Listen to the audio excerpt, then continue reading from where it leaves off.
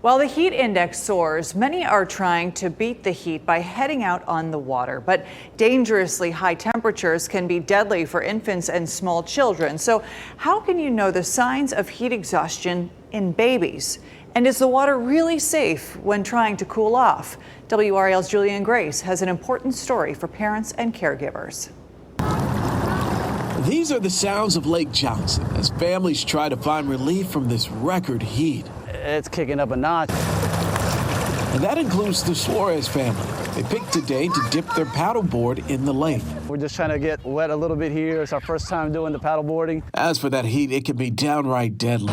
That's what happened on July 5th when this 4-month-old infant died from suspected heat exposure during an Arizona boating trip.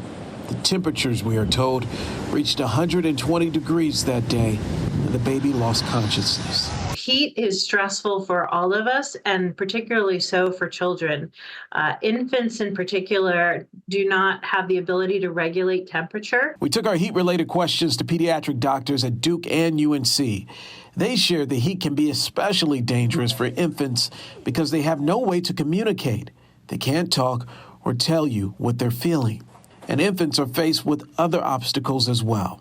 So they just produce more heat to start off with at baseline. So their temperature is going to rise faster. So they just absorb more heat. They just hold more heat. And then they also sweat at a lower rate than adults. But there are signs to look out for when you're out with your infant in these sizzling temperatures. Anytime that your baby is not responding to you as well as it usually does, so if your baby usually is smiling at you, laughing at you, and suddenly stops doing that, it's important to check the baby carefully to make sure that the baby is feeling okay. So as the Suarez family has their fun, they're aware of the dangers a hot summer day can bring. It's sad when something like that can be prevented just by hydrating yourself.